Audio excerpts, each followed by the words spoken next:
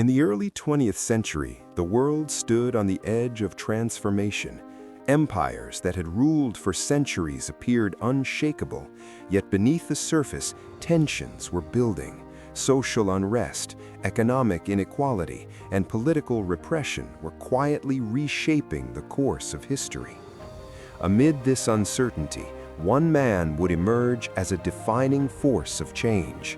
A man who would challenge the foundations of power, overthrow an empire that had endured for generations, dismantle a centuries-old monarchy rooted in absolute rule, and attempt to build an entirely new system from its ashes.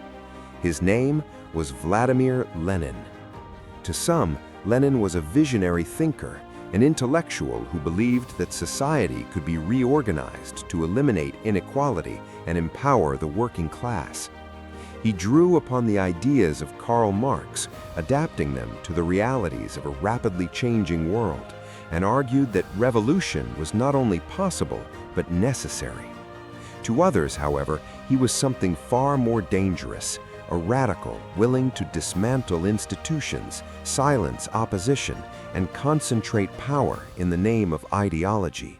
His methods were controversial, his strategies uncompromising, and his legacy deeply contested. Yet, regardless of perspective, his impact is undeniable. Lenin was not merely a participant in history, he was one of its primary architects. In 1917, during the upheaval of the Russian Revolution, Lenin and his followers seized control of a collapsing state.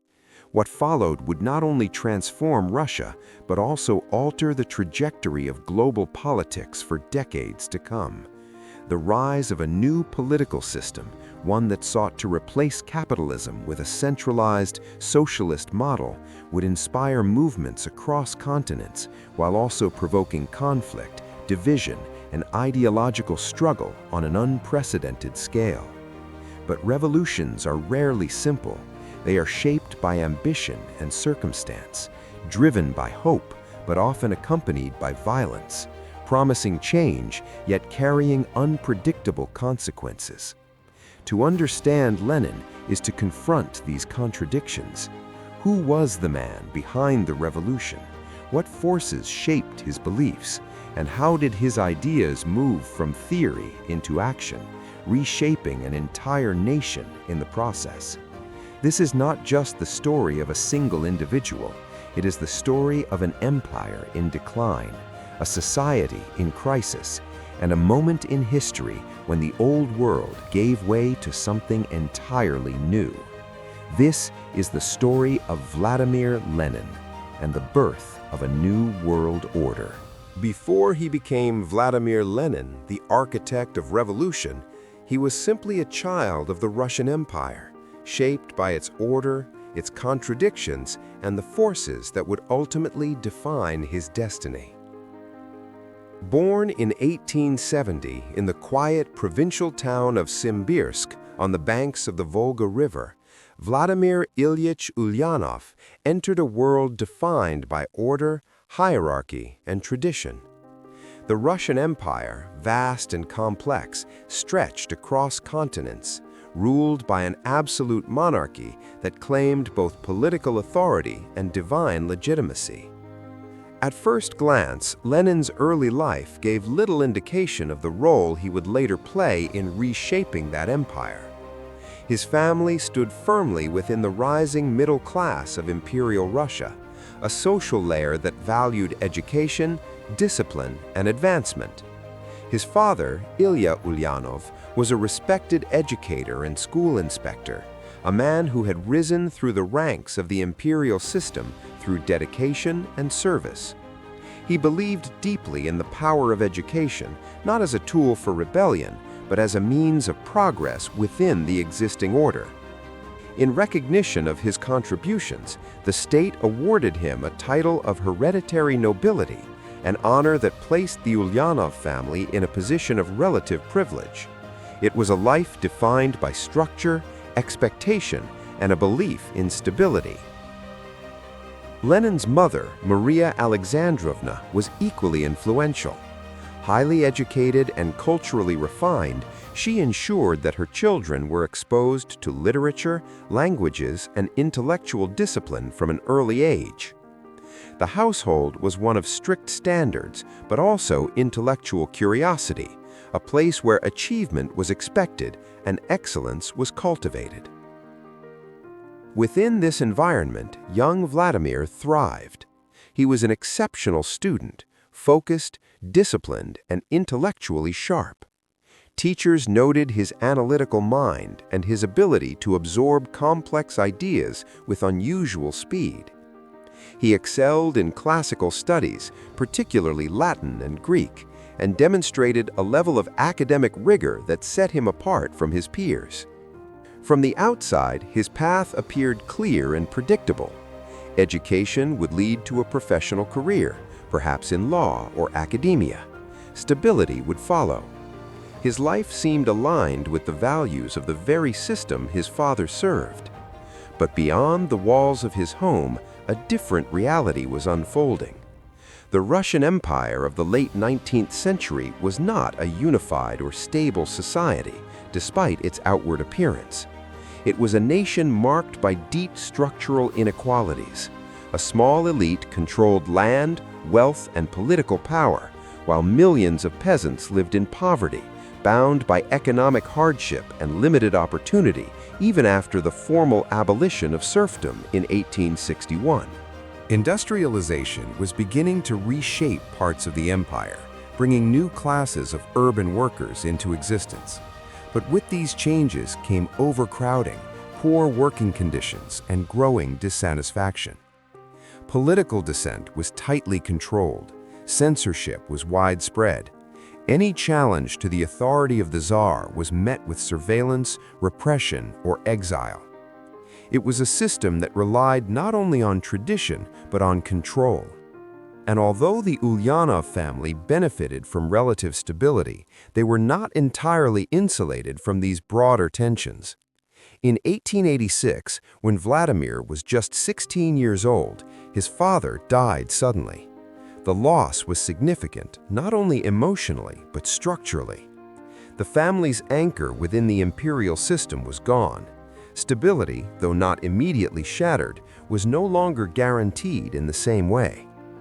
Yet it was the following year that would leave a far deeper and more lasting impact. In 1887, Lenin's older brother, Alexander Ulyanov, became involved in a radical revolutionary group. Unlike Vladimir at the time, Alexander had moved beyond academic life into direct political action. Influenced by revolutionary ideas circulating among students and intellectuals, he joined a plot to assassinate Tsar Alexander III. The plan failed. Alexander was arrested, tried, and ultimately executed by the state. For the Ulyanov family, the consequences were immediate and profound. The execution was not only a personal tragedy, it was a political mark against them. In the eyes of the authorities, they were now connected to an act of treason. For young Vladimir, the event was transformative. It was not simply the loss of a brother, it was an encounter with the full force of the state, its power, its rigidity, and its willingness to eliminate those who challenged it. In the years that followed, observers would debate the extent to which this moment shaped Lenin's worldview. But what is clear is that it forced him to confront questions that went far beyond personal grief. Why did individuals risk everything to oppose the system? What conditions produced such desperation? And could change be achieved without confrontation? At this stage, Lenin did not immediately become a revolutionary. His transformation was gradual, shaped by study, experience, and reflection. But the certainty of his earlier path, the expectation of a stable, conventional life, had been disrupted.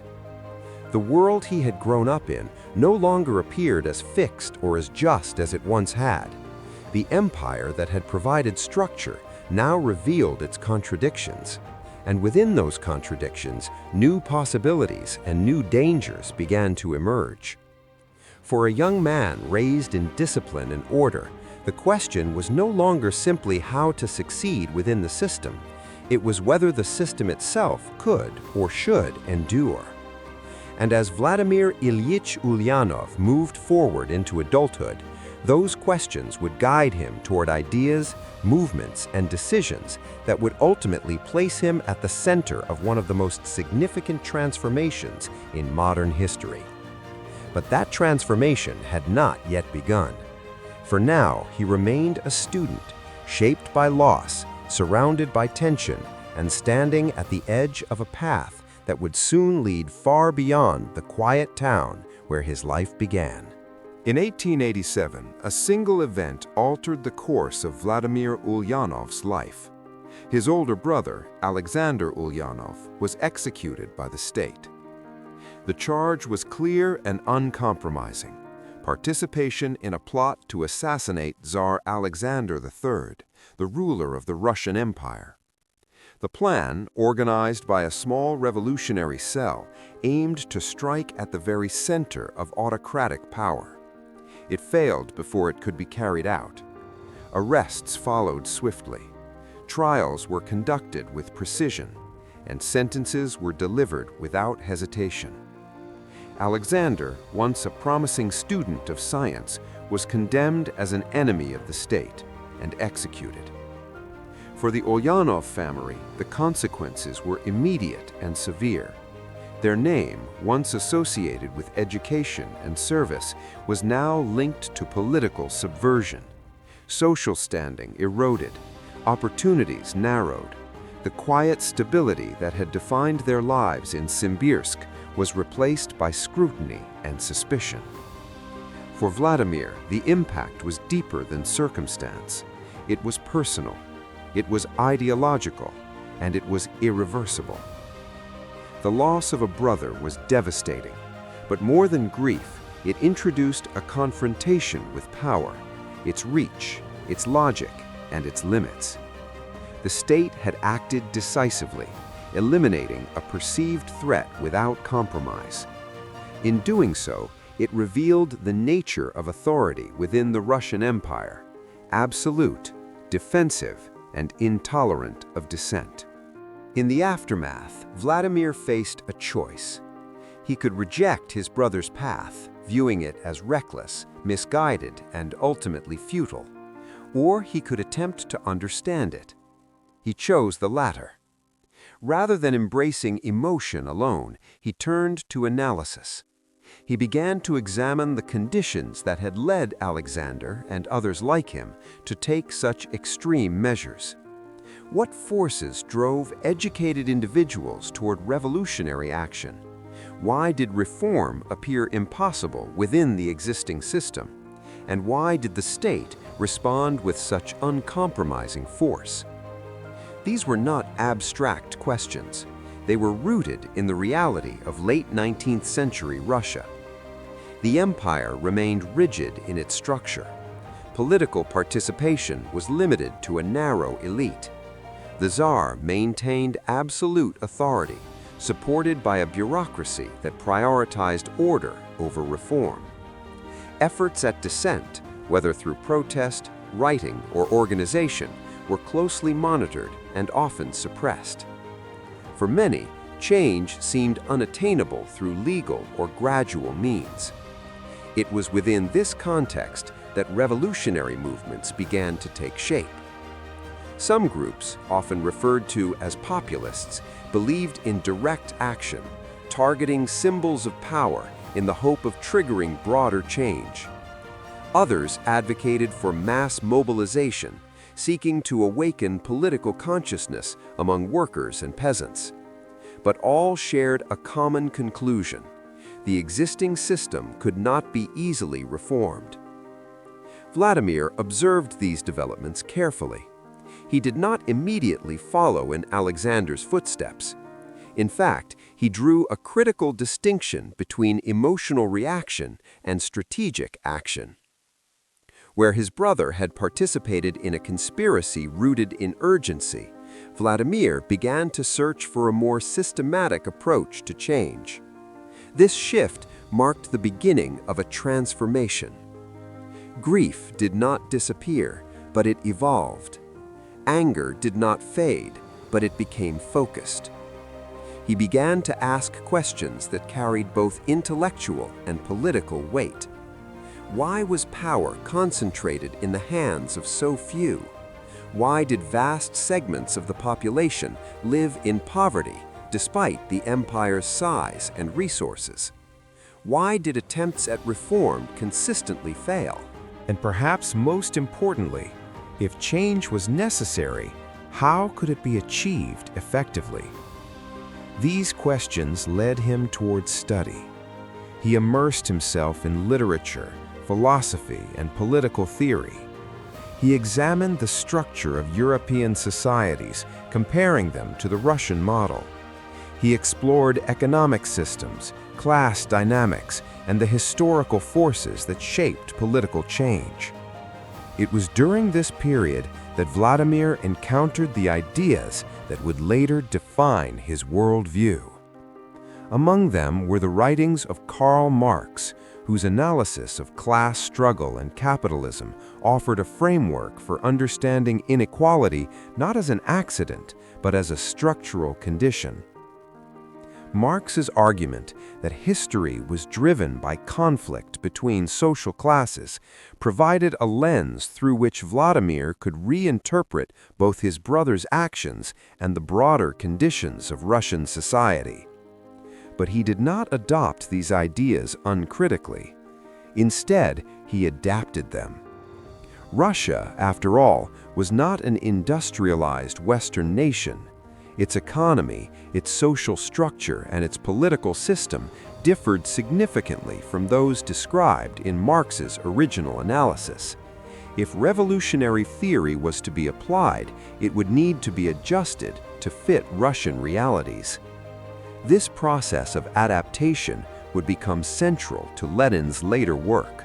At this stage, however, it remained in its early form, an evolving set of ideas shaped by observation, study, and experience. What is clear is that 1887 marked a turning point. Before that year, Vladimir Ulyanov had been a product of the system, educated within it, positioned to succeed within it, and largely aligned with its expectations.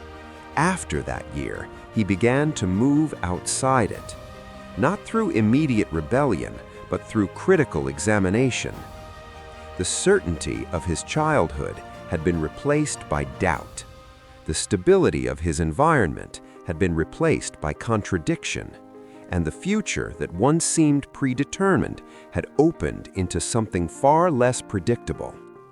This was not yet the moment of revolution, but it was the beginning of a new direction, a shift from acceptance to questioning, from observation to analysis, from personal loss to political inquiry.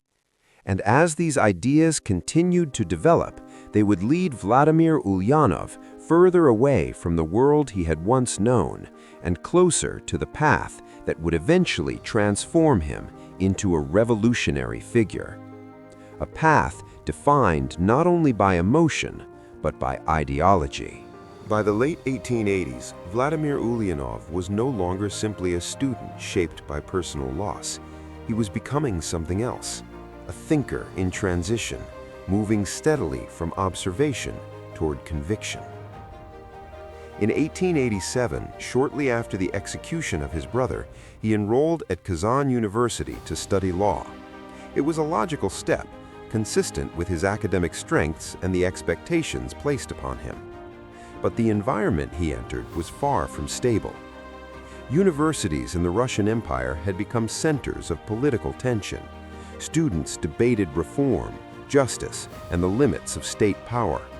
Underground networks circulated prohibited literature. Ideas moved quietly but persistently, challenging the authority of the Tsarist system. It was in this atmosphere that Vladimir encountered organized dissent for the first time. He quickly fell into radical circles, not as a leader, not yet, but as an observer and participant. He attended meetings, engaged in discussions, and began to absorb the language of opposition. These groups were diverse in their beliefs, but they shared a common dissatisfaction with the existing order. For the authorities, such activity was unacceptable. In December 1887, he participated in a student protest against university regulations. The demonstration was small, but the response was swift. He was arrested, expelled from Kazan University, and placed under surveillance. His academic path, once clear and uninterrupted, was suddenly disrupted. But repression did not end his development, it redirected it. Forced to leave the university, Vladimir returned to his family under police supervision.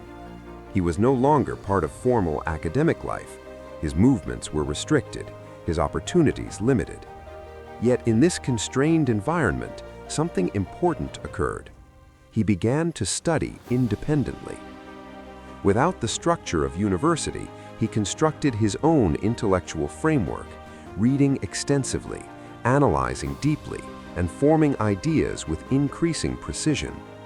It was during this period that his engagement with political theory intensified. Among the thinkers who influenced him most profoundly was Karl Marx. Marx's writings offered more than criticism, they offered structure, a systematic explanation of inequality rooted in economics and class relations.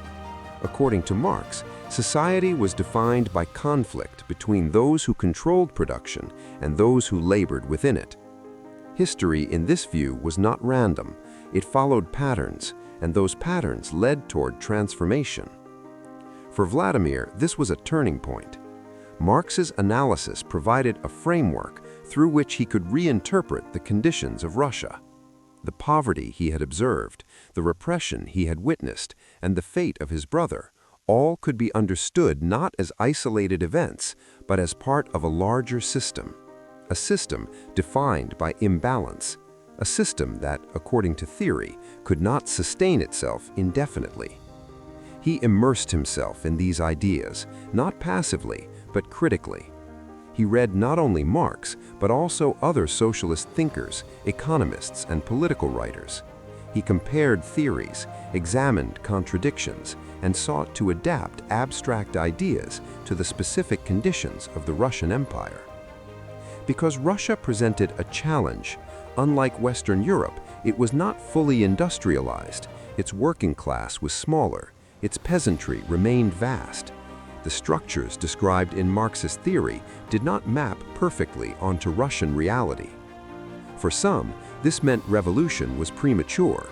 For Vladimir, it meant theory had to be adjusted. This distinction would prove significant. By the early 1990s, Vladimir resumed formal legal studies externally, eventually earning his law degree. He began practicing law briefly, representing clients in minor cases, but this career path, once considered stable and respectable, held little long-term appeal. His focus had shifted. Law, in its existing form, operated within the system. He was becoming increasingly interested in how systems themselves could be changed. At the same time, his involvement in political circles deepened. He moved to St. Petersburg, one of the intellectual and industrial centers of the empire. There, he connected with emerging Marxist groups, small, disciplined organizations focused on studying and spreading socialist ideas among workers. These were not spontaneous gatherings. They were structured, intentional, and increasingly organized. Vladimir became an active participant. He wrote pamphlets. He engaged in discussions. He helped organize study circles among industrial workers. His approach was methodical. He believed that ideas alone were not enough. They needed to be communicated, understood, and applied.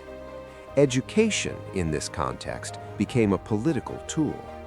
But the state remained vigilant. Surveillance intensified. Meetings were monitored. Publications were restricted. Participants were tracked. Eventually, this activity led to further consequences. In 1895, Vladimir was arrested again, this time for his involvement in organizing Marxist groups in St. Petersburg. The charge was more serious. His activities were no longer limited to student protest. They were part of a broader effort to build a political movement. He was imprisoned, then exiled. For many, such measures would have ended political engagement. For Vladimir, they had the opposite effect. Repression did not weaken his commitment, it clarified it. Each arrest, each expulsion, each period of surveillance reinforced a conclusion that had been forming for years. The system would not tolerate opposition, and therefore, meaningful change could not occur within its boundaries.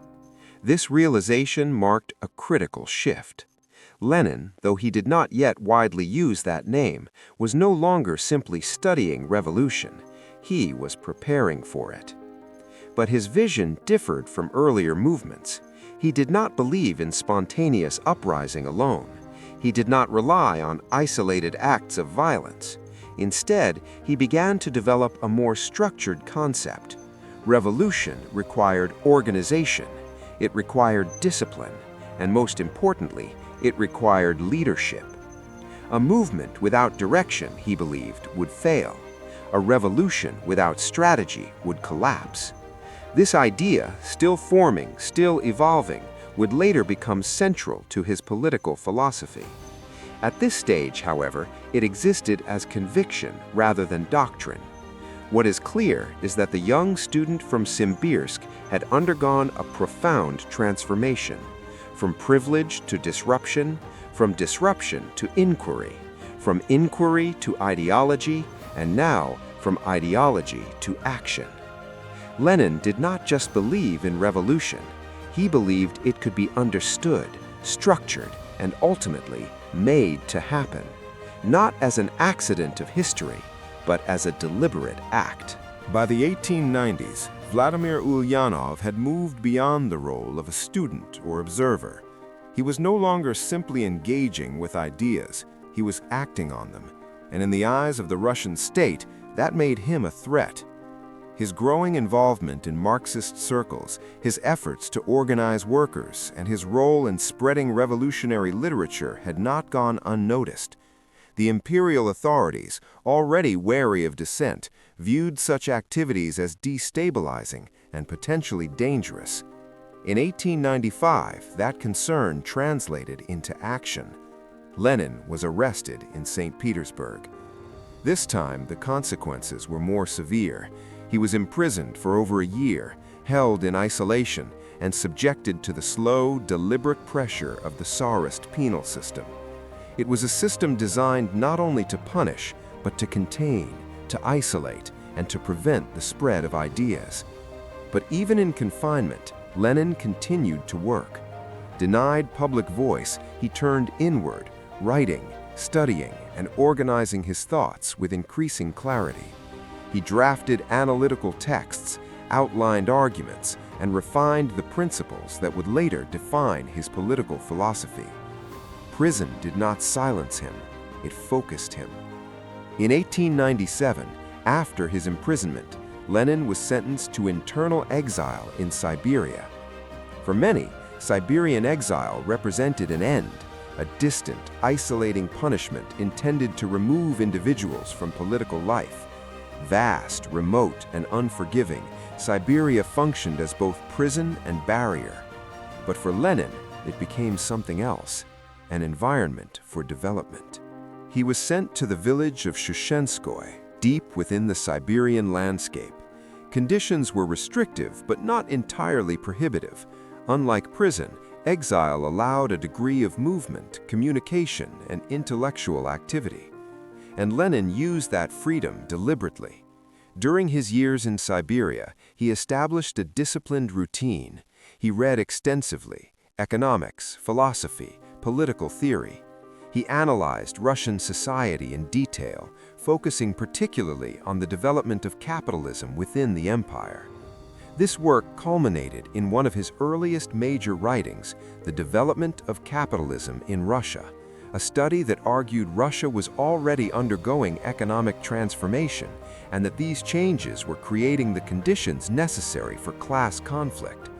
It was not just theory, it was analysis grounded in observation. At the same time, Lenin maintained contact with other revolutionaries.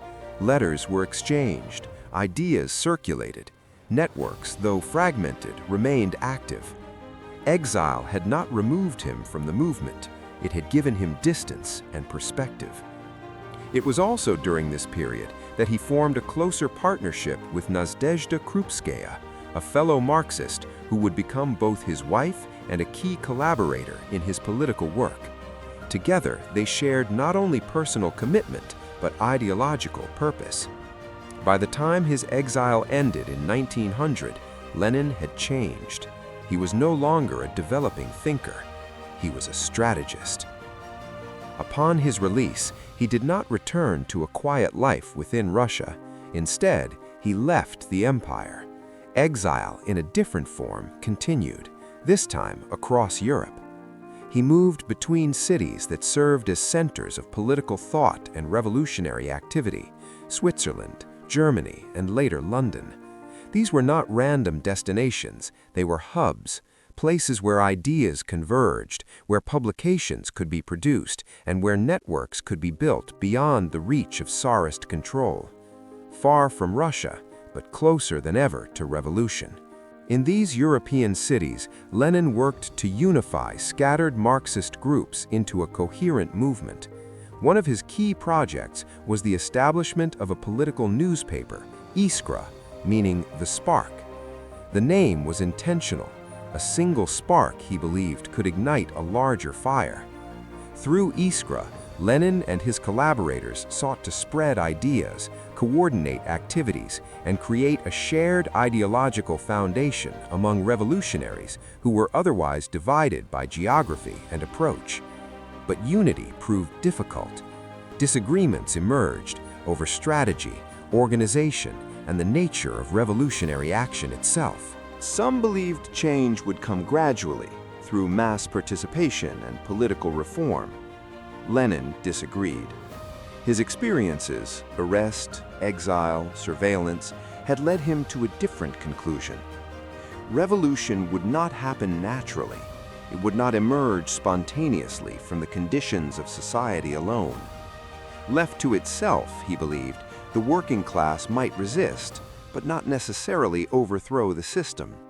Without direction, movements could fragment, lose momentum, or be suppressed. For Lenin, this was not acceptable.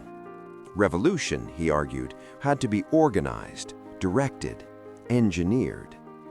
This idea marked a critical development in his thinking. He began to articulate the concept of a tightly structured political organization, one composed not of loosely connected participants, but of committed, disciplined individuals, a group capable of strategy, coordination, and decisive action. A group that could lead. This was the foundation of what he would later call the vanguard.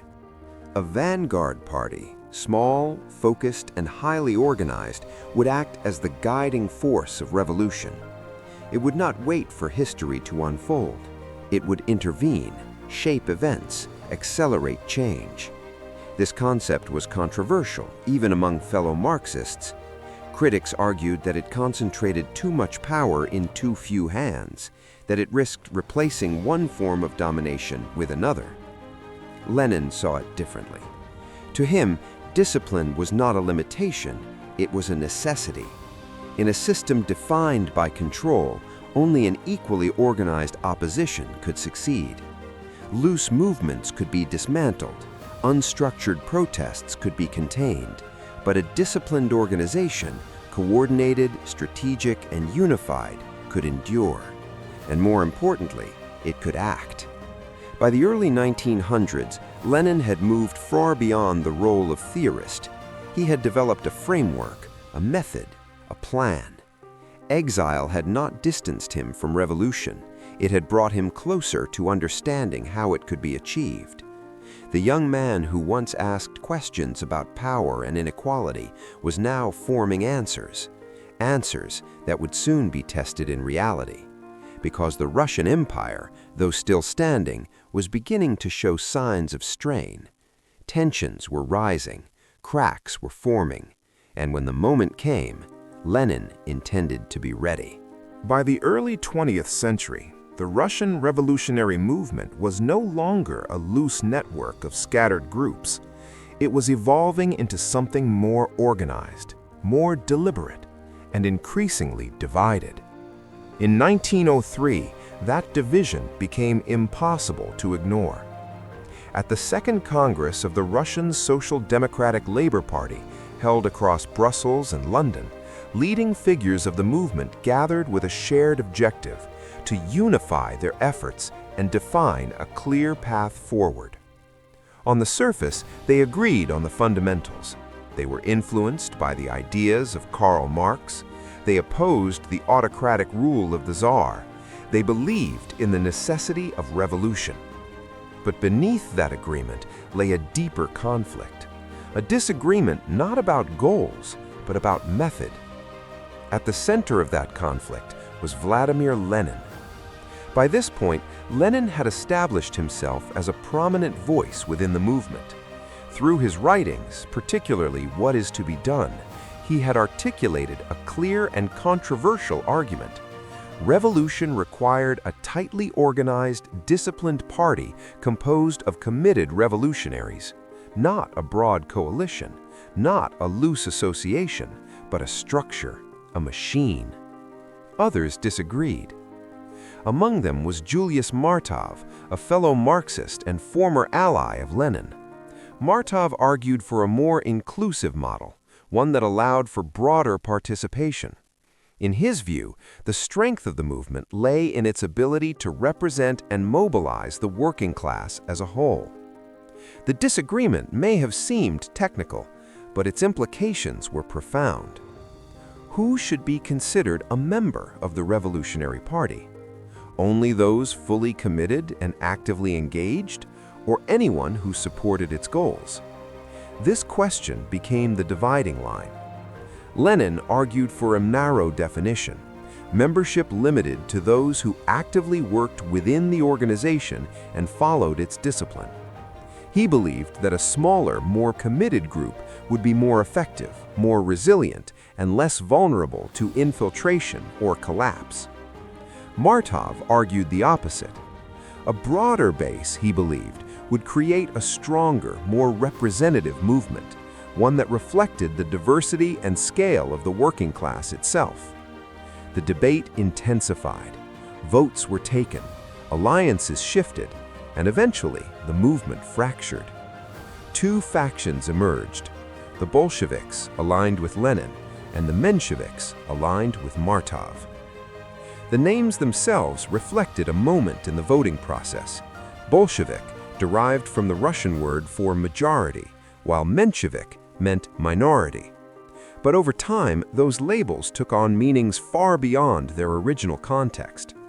They became symbols of two fundamentally different approaches to revolution. The Mensheviks favored gradualism.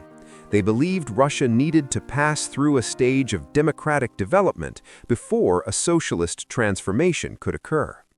They supported cooperation with liberal groups, participation in broader political processes, and a more open organizational structure. The Bolsheviks rejected this approach. Lenin, in particular, saw it as hesitation, as compromise, as a failure to recognize the urgency of change. For him, the conditions within Russia, economic inequality, political repression, social unrest, were not signs of a system that could evolve gradually. They were indicators of a system approaching crisis. And in a moment of crisis, he believed, only decisive action would succeed. That required preparation, discipline, control. The Bolsheviks were designed accordingly. They were small, carefully structured, and tightly organized. Membership was not casual.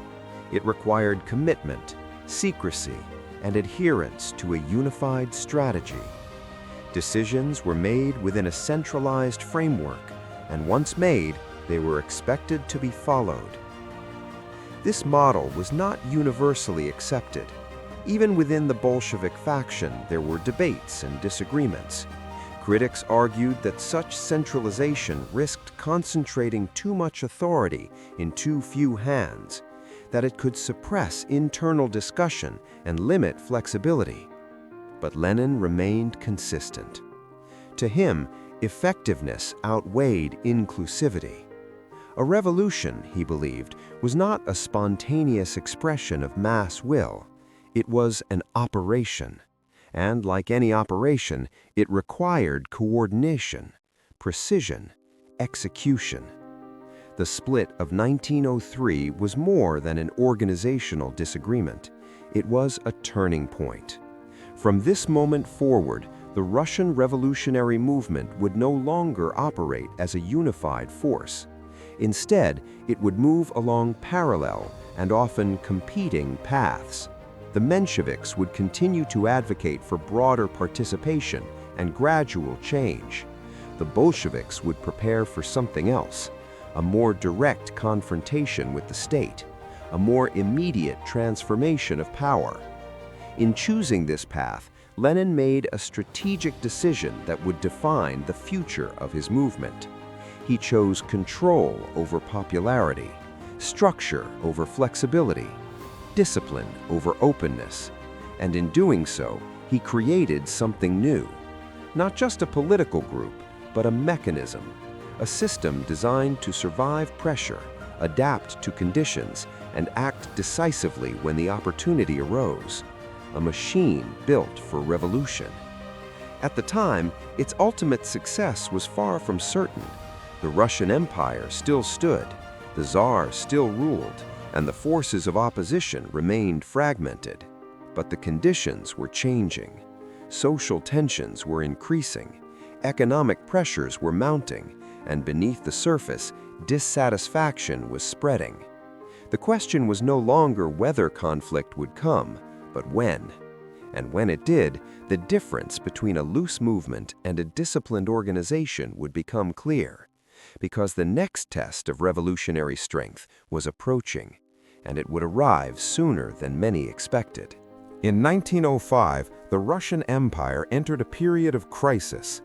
What had long been building beneath the surface, economic strain, political repression, and social unrest, erupted into open confrontation. Russia exploded.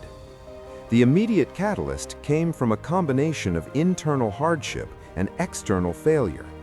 The empire had recently suffered a humiliating defeat in the Russo-Japanese War, exposing weaknesses in both its military and its leadership.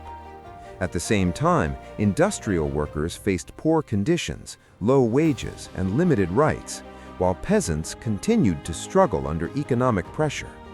Discontent was widespread. But it was an event in January 1905 that transformed dissatisfaction into mass action. In what would later be known as Bloody Sunday, thousands of workers marched peacefully in St. Petersburg, intending to present a petition to Tsar Nicholas II. They carried icons, sang hymns, and appealed directly to the ruler they still believed might listen. The response was immediate. Imperial troops opened fire. Hundreds were killed or wounded. The illusion of a benevolent Tsar, already fragile, collapsed. Trust gave way to anger, and anger spread rapidly across the empire. Workers went on strike, factories shut down, railways were disrupted. In cities, mass demonstrations became a regular occurrence. In the countryside, peasants attacked estates and challenged local authority. Even within the military, discipline began to break. Soldiers mutinied. One of the most notable incidents occurred aboard the battleship Potemkin, where sailors rebelled against their officers, an event that became a symbol of the wider unrest. The empire trembled. For the first time in decades, the stability of Tsarist rule appeared genuinely uncertain. Power, once centralized and unquestioned, seemed vulnerable. Across Russia, new forms of organization began to emerge. Workers formed councils, known as Soviets, to coordinate strikes and represent their interests. These councils operated independently of the state, creating parallel structures of authority. It was a moment of possibility. For many revolutionaries, it seemed that the long-anticipated uprising had finally arrived. Among them was Vladimir Lenin. At the beginning of 1905, Lenin was still in exile, observing events from abroad. But as the situation escalated, he returned to Russia, determined to participate directly in what he believed could become a decisive moment. Yet even as the movement expanded, its limitations became clear. The uprising was widespread, but not unified. Different groups pursued different goals. Workers demanded better conditions. Liberals called for constitutional reform. Peasants sought land redistribution. Revolutionary factions, including both Bolsheviks and Mensheviks, attempted to influence events, but coordination remained difficult. There was energy, there was momentum, but there was no single cohesive direction. The state, though shaken, did not collapse. Instead, it adapted. In October 1905, Tsar Nicholas II issued what became known as the October Manifesto. The document promised reforms, the creation of a legislative assembly, the Duma, along with certain civil liberties, including freedom of speech and assembly. For some, it was enough. Moderate groups accepted the concessions and stepped back from confrontation. The unity of the opposition weakened. But the promises proved limited. The Tsar retained significant power. Reforms were constrained. And as the immediate pressure eased, the state began to reassert control. Crackdowns followed. Arrests increased. Revolutionary organizations were targeted. The Soviets were dismantled, their leaders imprisoned or forced into hiding. Military force was used to suppress remaining pockets of resistance. By 1906, the uprising had largely been contained. The revolution had failed. For those who had hoped for immediate transformation, the outcome was a setback. But for Lenin, it was something else, a lesson. He had witnessed the dynamics of mass unrest, its potential, but also its weaknesses. The events of 1905 demonstrated that spontaneous uprising, even on a large scale, was not enough to overthrow the existing system. Without coordination, movements fragmented. Without leadership, momentum dissipated. Without decisive action, the state recovered. Lenin drew conclusions from this experience, important ones. First, he recognized the significance of the Soviets. Though temporary, they represented a new form of political organization, rooted in workers, capable of mobilization, and independent of traditional structures. In the future, they could serve as instruments of power. Second, he observed the limits of compromise.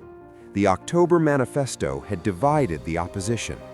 By offering partial reforms, the state had reduced pressure without surrendering control. For Lenin, this confirmed a critical point. Reform could be used strategically to preserve the system. Half measures in this context were dangerous. They created the appearance of change without altering the underlying structure of power. Third, and perhaps most importantly, he reaffirmed the need for organization. The events of 1905 had validated his earlier arguments. A revolution could not rely solely on mass participation. It required direction, preparation, and a willingness to act decisively at the right moment. Without these elements, opportunity could be lost. As the state reasserted control, Lenin once again found himself under pressure. The environment in Russia became increasingly hostile to revolutionary activity. Surveillance intensified, arrests continued. He left the country once more. Exile resumed. But this time, he did not leave with uncertainty. He left with clarity. The failure of 1905 was not the end of the revolutionary movement. It was a rehearsal, a demonstration of what was possible and what was missing. The empire had been shaken, its vulnerabilities exposed, its authority challenged, but it had not fallen. Not yet. For Lenin, the path forward was becoming clearer. Next time, the movement would need to be more organized, more unified, more decisive. There would be no reliance on partial reforms, no expectation of compromise, no hesitation. Next time, there would be no half measures. Then came World War I. What began in 1914 as a conflict between European powers quickly escalated into a global war, drawing in empires, reshaping alliances, and placing unprecedented strain on entire societies. For Russia, the consequences were immediate and devastating. The Russian Empire entered the war with confidence, but it was not prepared for the scale or duration of the conflict. Its military was vast, but poorly equipped. Logistics were inefficient. Leadership was inconsistent. As the war progressed, these weaknesses became impossible to ignore. On the front lines, Russian soldiers faced severe shortages. Weapons were limited. Ammunition was scarce. In some cases, troops were sent into battle without rifles, expected to pick them up from fallen comrades. Casualties mounted rapidly. Battles such as Tannenberg and the Masurian Lakes resulted in significant losses, both in manpower and morale. Entire units were encircled and destroyed. Command structures struggled to adapt. Millions died. And those who survived often returned wounded, disillusioned, and exhausted. But the crisis extended far beyond the battlefield. At home, the economy began to collapse. The war effort consumed resources at an unsustainable rate. Transportation networks, already underdeveloped, were overwhelmed. Food supplies struggled to reach urban centers. Inflation rose sharply, eroding the value of wages. Factories slowed, production declined, and in cities, shortages became routine. People were starving. Bread lines stretched through the streets of Petrograd and Moscow. Workers, already burdened by long hours and poor conditions, now faced hunger and uncertainty. Strikes began to reappear, not as isolated incidents, but as expressions of widespread frustration. The war, intended to strengthen national unity, had the opposite effect. It exposed the fragility of the system. At the center of that system was Tsar Nicholas II. In 1915, he made a decision that would further weaken his position. He took direct command of the Russian army. While intended to demonstrate leadership, the move had unintended consequences. By associating himself personally with military failures, he became directly linked to the war's growing disasters. Meanwhile, governance at home deteriorated. The Tsar's absence from the capital left administrative control in the hands of the Tsarina Alexandra, whose reliance on controversial advisors, most notably Grigory Rasputin, fueled public distrust. Rumors of corruption and incompetence spread rapidly. Confidence in the monarchy declined. Authority eroded. The Tsar lost control. By 1916, the situation had reached a critical point. Russia was no longer simply struggling in war, it was unraveling. And while many observed the crisis with concern, few recognized its full implications. Lenin did. At the outbreak of war, Vladimir Lenin was living in exile in Europe. Like many socialist leaders, he faced a divided movement. Across Europe, socialist parties, once committed to international solidarity, had largely supported their respective governments in the war effort. Lenin rejected this position completely. He viewed the conflict not as a defensive struggle, but an imperialist war, a competition between ruling classes for territory, resources, and influence. In his analysis, workers were being sent to fight and die for interests that were not their own. War, in this sense, was not a unifying force. It was a symptom of deeper systemic conflict. But Lenin went further. Where others saw only destruction, he saw possibility. War, he argued, created conditions that could accelerate revolutionary change. It weakened states, disrupted economies, and intensified dissatisfaction among the population. It exposed the contradictions of existing systems in ways that peace did not. War wasn't just destruction, it was opportunity. This conclusion shaped his strategy. Lenin called for transforming the imperialist war into a civil war, a revolutionary struggle within each country against its own ruling class. The idea was controversial, even among fellow revolutionaries. It was seen by some as extreme, unrealistic, or dangerous. But Lenin remained consistent. He believed that crises created openings, and that those openings had to be used.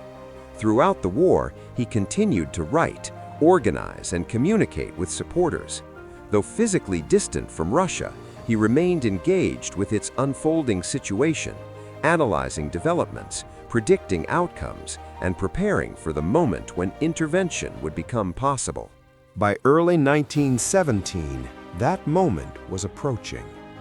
In February, unrest in Petrograd escalated into mass protests. Workers went on strike. Demonstrations grew. Soldiers, ordered to suppress the crowds, began to refuse, and in some cases joined them. The system began to collapse. Within days, the authority of the Tsar disintegrated. Nicholas II abdicated the throne. The Romanov dynasty, which had ruled Russia for over 3 centuries, came to an end. This marked the beginning of the Russian Revolution. But the revolution of February 1917 did not immediately resolve the crisis. Instead, it created a new and unstable political structure. A provisional government was established, composed largely of liberal and moderate leaders. At the same time, Soviets, councils of workers and soldiers, re-emerged as powerful grassroots organizations. 2 centers of power now existed, neither fully in control. The war continued, the economy remained fragile, and the population, though hopeful, was uncertain. It was a moment of transition, a moment of instability, a moment of possibility. For many, it represented the beginning of reform. For Lenin, it represented something else, an opening. The conditions he had anticipated, state weakness, mass dissatisfaction, political fragmentation, were now present. The empire had not simply been challenged, it had cracked. And Lenin, still in exile, recognized the significance immediately. The question was no longer whether revolution was possible, it was whether it could be completed. And for that, he needed to return. Because when the moment came, he intended to act. And in 1917, as Russia stood at the edge of transformation, he was ready. In April 1917, after years of exile, Vladimir Lenin made his return to Russia. But his journey back was unlike any ordinary homecoming. He traveled across Europe in what became known as a sealed train, a carefully negotiated passage arranged with the assistance of the German government. At the time, Germany and Russia were still at war, and the arrangement was strategic. German authorities calculated that Lenin's return could further destabilize Russia from within. Lenin accepted, not as an alliance, but as an opportunity. The journey itself was tightly controlled. The train was effectively isolated from the outside world during transit, minimizing contact and maintaining the appearance that Lenin had not formally entered German territory. It was a passage shaped by political necessity, reflecting the complex and often paradoxical nature of wartime strategy. When Lenin finally arrived in Petrograd in April 1917, he stepped into a country that had fundamentally changed. The Tsar was gone. The Romanov dynasty had ended. Centuries of absolute monarchy had collapsed in a matter of days during the February phase of the Russian Revolution. But the collapse of the old regime had not produced stability. Instead, it created a fragile and uncertain political landscape. A provisional government had taken power, composed largely of liberal politicians and moderate socialists. Their goal was to guide Russia toward a democratic system, introducing reforms, maintaining order, and continuing the war effort alongside the Allied powers. At the same time, a parallel structure existed. The Soviets, councils of workers and soldiers, had re-emerged across the country, particularly in Petrograd. These bodies held significant influence at the grassroots level, representing the interests of those who had driven the uprising. This dual power structure, government on one side, Soviets on the other, created a state of tension. Authority was divided, decisions were contested, and the future direction of the country remained unclear. Into this environment stepped Vladimir Lenin. From the moment of his arrival, it was evident that Lenin's position differed sharply from that of many other political figures. While others sought compromise, he rejected it. While others advocated cooperation, he refused it. Lenin did not see the provisional government as a solution. He saw it as a continuation. In his view, the new government had replaced the monarchy, but not the underlying structures of power. It remained committed to the war, it maintained elements of the existing economic system, and it lacked the decisive authority needed to resolve the country's crises. For Lenin, this was unacceptable.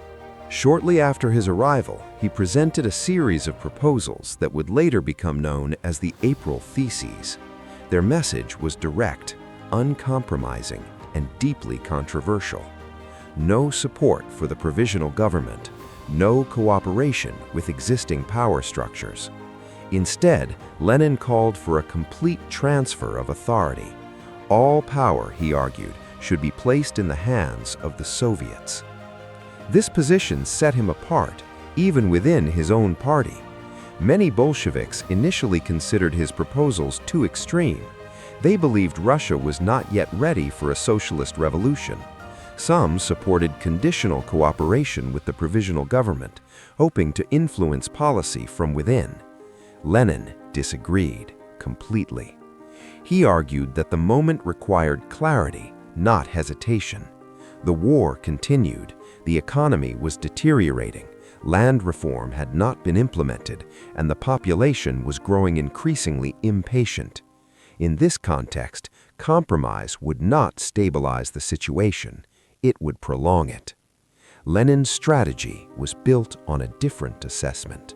He believed that the conditions for a second, more decisive revolution were already present. The February Revolution had removed the Tsar, but it had not resolved the underlying contradictions of Russian society. Those contradictions remained, and they were intensifying. To address them, Lenin proposed a shift in focus, from parliamentary reform to direct transfer of power, from gradual change to immediate action. His slogans reflected this approach: peace, land, bread. Three words that captured the central demands of the population: peace for soldiers exhausted by war, land for peasants seeking control over property, bread for workers facing shortages and hunger. These were not abstract ideas, they were immediate concerns. And Lenin positioned the Bolsheviks as the only group willing to address them without delay. Over the following months, his influence grew, not instantly, but steadily. Through speeches, writings, and organization, Lenin worked to reshape the Bolshevik Party into a force capable of acting on his vision. He emphasized discipline, coordination, and readiness, principles he had developed over years of exile and political struggle. At the same time, the provisional government faced increasing challenges. Its decision to continue the war proved unpopular. Military offensives failed. Casualties continued to rise. Economic conditions worsened. Support eroded. In contrast, the Soviets gained strength. They represented workers, soldiers, and peasants, groups directly affected by the crisis. Their authority, though informal, was rooted in participation and presence. Lenin saw in them the foundation of a new system, not as advisory bodies, but as instruments of power. Throughout 1917, tensions between these two centers intensified. Protests increased, strikes spread, political divisions deepened. At times, the situation appeared unstable enough to collapse entirely. Yet no single group had yet taken decisive control. Lenin waited, not passively, but strategically. He assessed conditions, measured support, and prepared for the moment when action would be both possible and effective. Because for Lenin, timing was critical. A revolution launched too early could fail, too late, and the opportunity could disappear. By late 1917, the balance was shifting. The provisional government was weakening, the Bolsheviks were gaining support, and the country remained in crisis. The stage was being set. Lenin had returned to Russia not to observe, but to act. He had rejected compromise, rejected cooperation, and defined a single objective: total power to the Soviets. The question now was not whether he would pursue it, but how and when he would attempt to take it. November 1917. After months of tension, instability, and preparation, the moment arrived. Russia remained in crisis. The provisional government, already weakened by its inability to end the war or stabilize the economy, was losing authority rapidly. Public support had eroded, military loyalty was uncertain, and across Petrograd, the influence of the Soviets continued to grow. Within this shifting landscape, the Bolsheviks, led by Vladimir Lenin, had been steadily consolidating their position. By the autumn of 1917, they had gained majority support within key Soviets, including the Petrograd Soviet. Their message, peace, land, and bread, resonated with a population exhausted by war and hardship. But gaining influence was not enough. For Lenin, the time for preparation had ended. It was time to act. Throughout October, plans were finalized in secrecy. The Bolsheviks established the Military Revolutionary Committee, an organization tasked with coordinating the upcoming operation. Officially, it was created to defend Petrograd from potential threats. In practice, it became the central command structure for the seizure of power. Lenin, who had briefly gone into hiding to avoid arrest, returned to Petrograd in disguise to oversee the final stages. He pushed for immediate action, arguing that delay could allow opponents to regroup or suppress the movement. Timing was critical. The operation was set to coincide with the Second All-Russian Congress of Soviets, ensuring that political legitimacy could be claimed alongside military success. When the action began, it did not resemble a chaotic uprising. It was calculated, strategic, efficient. Bolshevik forces moved through Petrograd with precision. Key locations were targeted first, bridges were secured, railway stations occupied, telegraph offices taken under control, banks and government facilities surrounded. These were not symbolic gestures, they were functional priorities.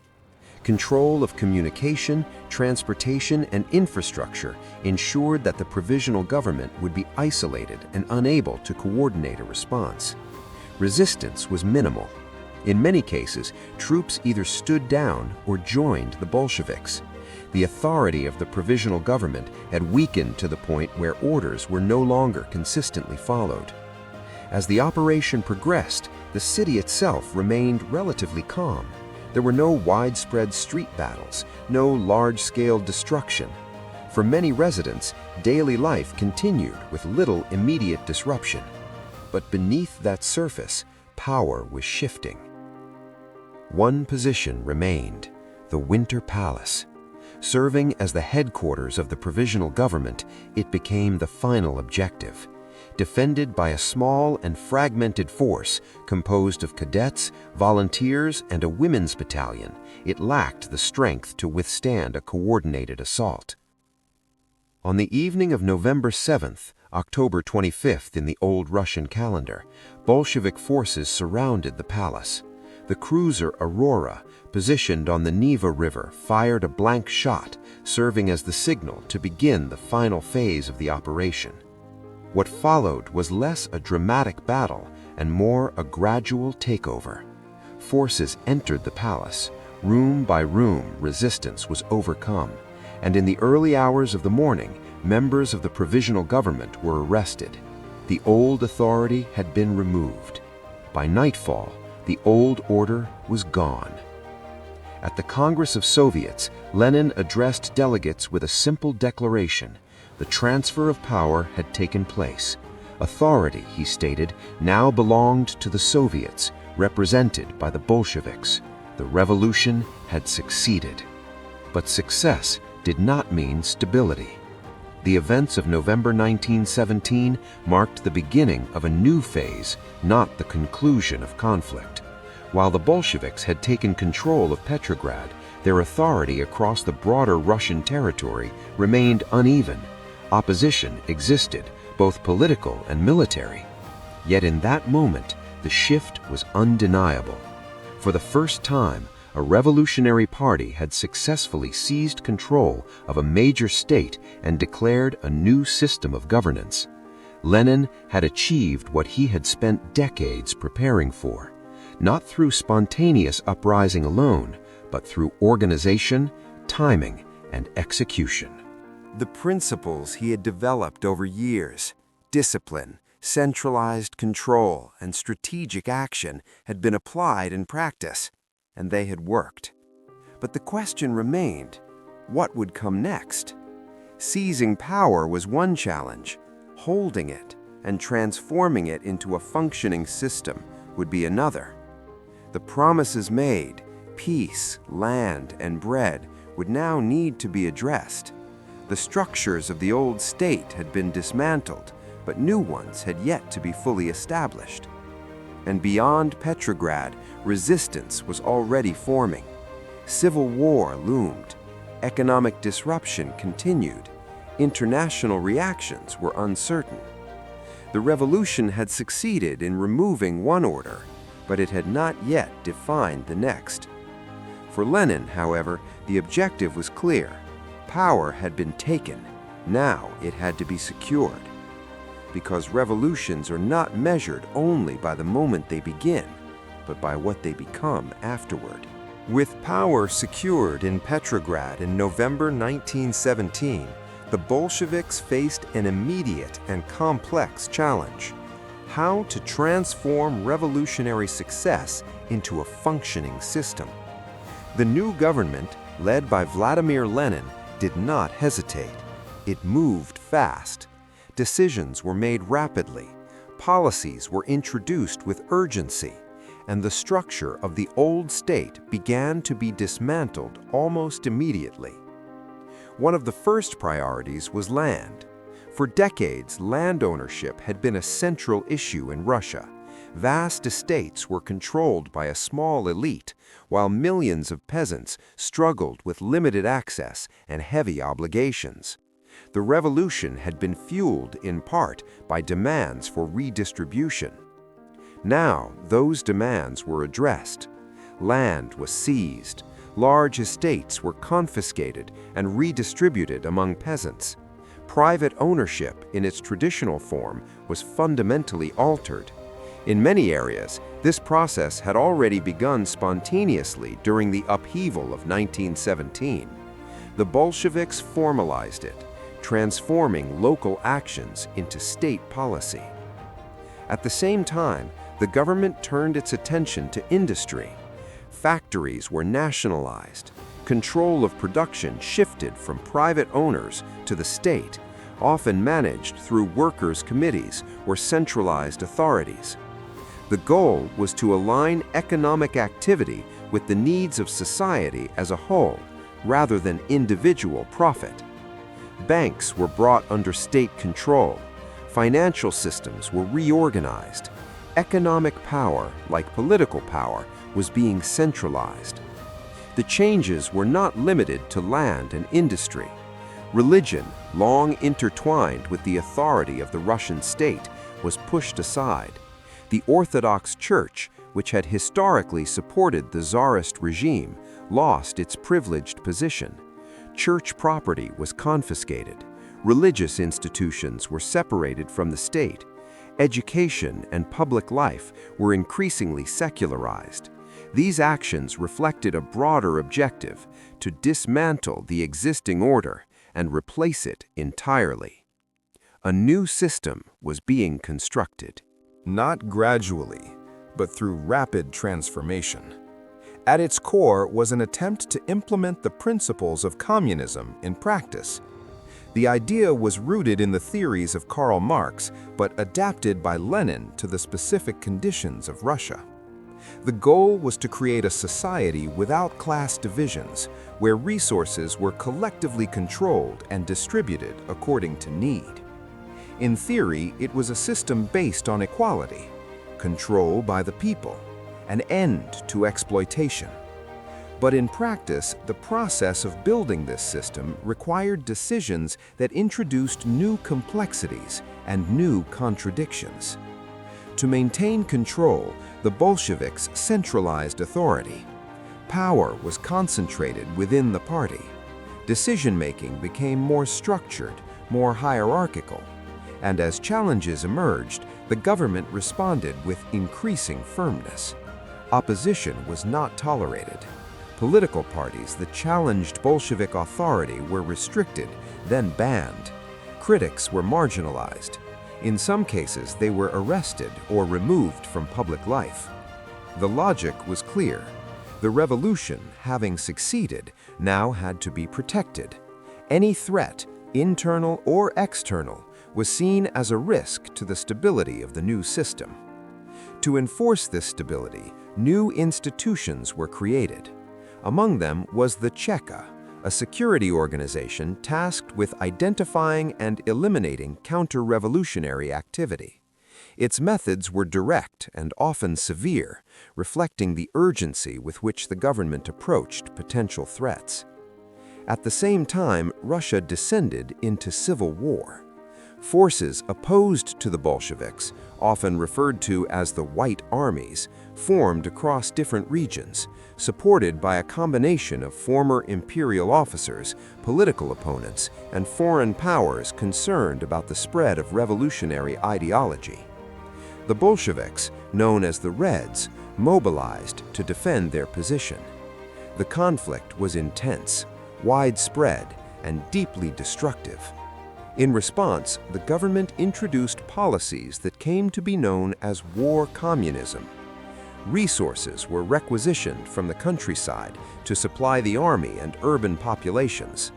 Industrial production was directed toward the war effort. Private trade was restricted. These measures were effective in sustaining the Bolshevik position during the conflict, but they also created hardship. Food shortages worsened. Economic activity declined, and dissatisfaction grew among segments of the population. The reality of revolution was becoming increasingly complex. The promises of equality remained central to the ideology, but the methods required to maintain control and to survive often involved coercion and centralization. By the early 1920s, the Bolsheviks had largely secured victory in the Civil War. Their authority extended across most of the former Russian Empire. A new state was emerging. Its structure differed fundamentally from what had come before. It was no longer a monarchy, no longer a multi-party system. It had become a one-party state. The Communist Party, under Lenin's leadership, held primary authority. Political power, economic control, and social direction were concentrated within this framework. Supporters viewed this transformation as necessary, a step toward a more equal and just society. Critics viewed it differently, as the replacement of one form of centralized power with another. Both perspectives reflected aspects of reality. The revolution had achieved significant change. It had dismantled the old aristocratic order, redistributed land, altered economic structures, and redefined the relationship between state and society. But it had also introduced new systems of control, new hierarchies, and new challenges. The Russia that emerged from this process was not simply a modified version of the past. It was something entirely different. A state built on ideology, sustained through organization, and shaped by the conditions of revolution. The transformation was profound, and its effects would extend far beyond Russia itself.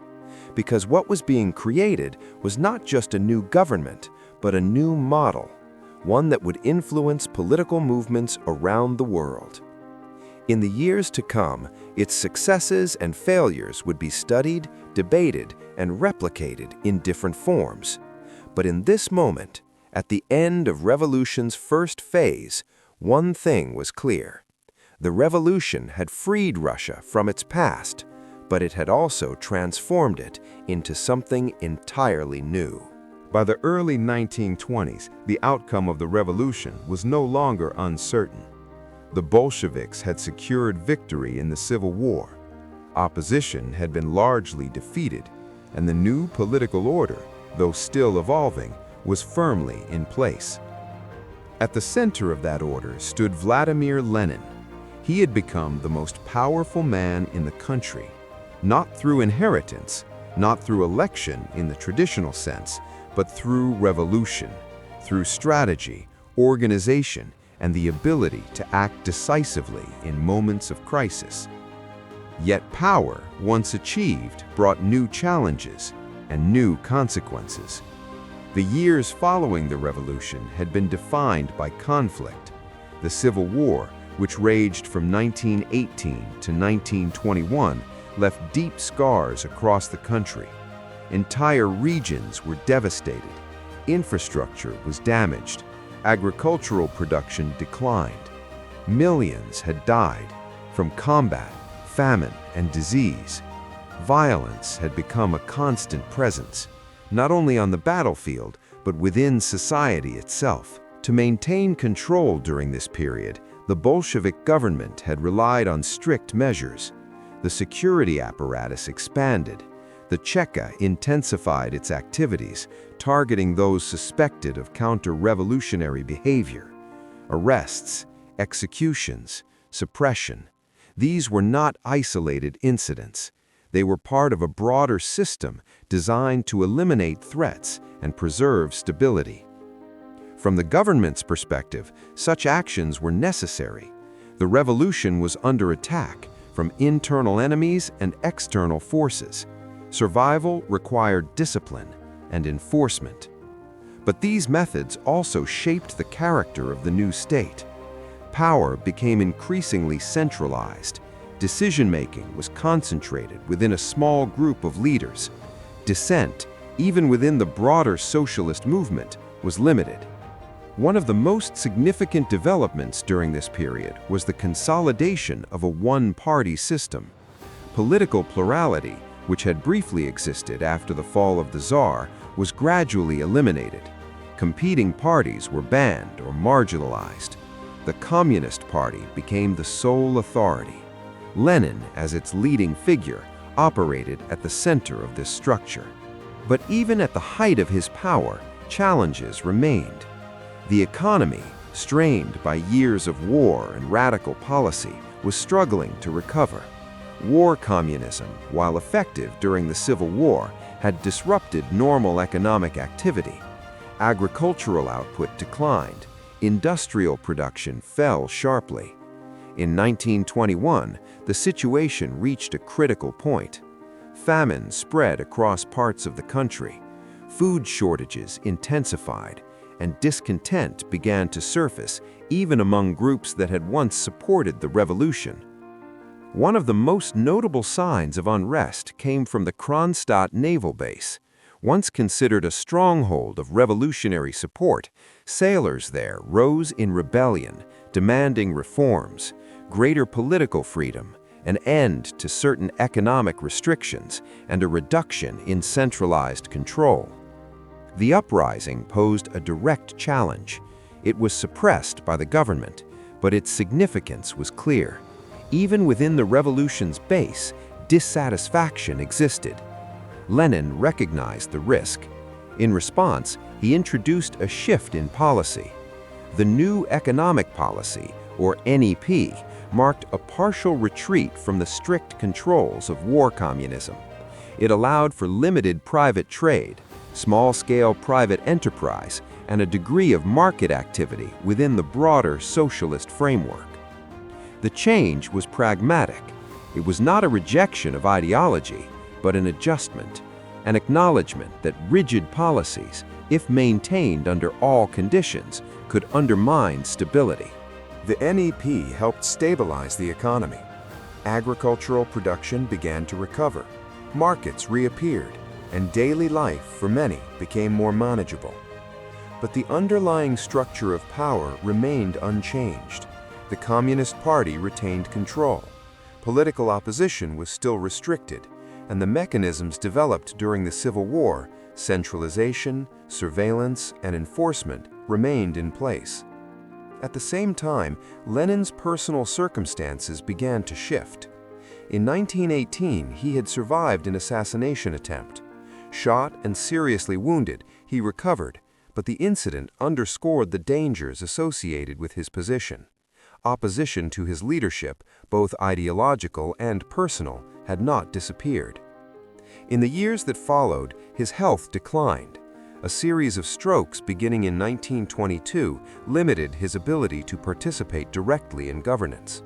His role, though still influential, became more constrained. During this period, Lenin reflected on the direction of the state he had helped create. He expressed concerns about bureaucracy, about the concentration of power, and about the future leadership of the party. In his final writings, often referred to as his political testament, he warned of internal divisions and the potential risks they posed. These reflections suggested a degree of awareness, an understanding that the system, while stable, was not without flaws, and that its future was uncertain. But even as his influence waned, the structures he had built remained: the centralized party, the security apparatus, the framework of governance. These would continue to shape the Soviet state long after his direct involvement ended. The dream of revolution, a society built on equality, collective ownership, and the end of exploitation, had been realized in form. But reality proved more complex, more difficult, more demanding. Revolution, it turned out, was not a single event, it was a process. And that process required constant negotiation between ideals and conditions, between goals and constraints, between vision and implementation. For Lenin, the journey from theory to practice had been transformative, not only for the country, but for the nature of his own leadership. He had begun as a critic of power. He had become its central figure. And in doing so, he faced the same challenges that confront any system attempting radical change: how to maintain control without losing purpose, how to enforce stability without suppressing the very ideals that inspired the movement, how to govern a society in transition. These questions did not have simple answers, and they would continue to shape the course of Soviet history in the years to come. Because the revolution had succeeded in taking power, but power itself carried consequences, and those consequences would define the legacy of Lenin's rule. Lenin did not simply alter the course of one nation, he reshaped the trajectory of the modern world. What began as a revolutionary movement within the collapsing Russian Empire evolved into something far greater, an ideological force that would influence global politics for decades to come. Under the leadership of Vladimir Lenin, a new model of governance was established, one that challenged existing systems of power and proposed an alternative to capitalism. It was a model built on the principles of socialism, adapted through revolution and implemented under conditions of crisis. Its impact extended far beyond Russia. In 1922, the formation of the Soviet Union formalized the transformation of the former empire into a new political entity. From that point forward, the ideas associated with Lenin and the Bolshevik Revolution would spread across continents, reaching Europe, Asia, Latin America, and beyond. Revolutionary movements drew inspiration from his strategies. Political parties studied his methods. Governments reacted to the ideological challenge he represented. The influence of the Russian Revolution did not remain confined to its origin. It became global. Throughout the 20th century, Lenin's ideas contributed to the emergence of socialist and communist states in multiple regions. They also played a central role in shaping international relations, particularly during periods of ideological tension between competing systems. The world became increasingly divided, not only by geography, but by belief. Capitalism and communism came to represent opposing visions of how societies should be organized. This division influenced alliances, conflicts, and policies across nations. Wars were fought, governments rose and fell, and in many cases, the legacy of Lenin's revolution could be traced, directly or indirectly, to these developments. But influence alone does not define legacy. Legacy is also shaped by interpretation. And in Lenin's case, interpretation remains deeply divided. To some, he was a liberator, a leader who helped dismantle an oppressive system and sought to create a more equal society. His efforts to redistribute land, challenge entrenched privilege, and empower workers are viewed as necessary steps toward social justice. From this perspective, the revolution represented progress, an attempt, however imperfect, to address inequality on a structural level. To others, Lenin is seen differently, as a figure who concentrated power, suppressed opposition, and established a system that limited political freedom. The centralization of authority, the use of force against dissent, and the creation of a one-party state are viewed as departures from the ideals the revolution claimed to uphold.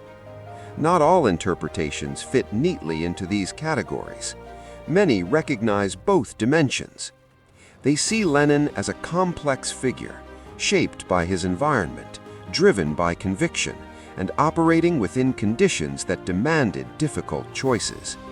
His actions can be understood both as responses to crisis and as deliberate strategies. This complexity makes definitive judgment difficult. Was he a visionary who recognized the need for fundamental change and acted decisively to achieve it? Or was he the beginning of a system that would later expand beyond its original intentions, leading to outcomes far removed from its initial promises? These questions remain open. Historians continue to examine his writings, his decisions, and their consequences. New interpretations emerge as perspectives shift and additional context is considered. The debate continues, and it is likely to continue, because Lenin's legacy is not confined to the past. It exists in the structures he helped create, the ideas he advanced, and the global responses they generated. It exists in the political systems that followed, in the movements that drew inspiration from his work, and in the critiques that emerged in response. To understand Lenin is to engage with a broader question. How do societies change? Through gradual reform or through decisive rupture? Through consensus or through conflict?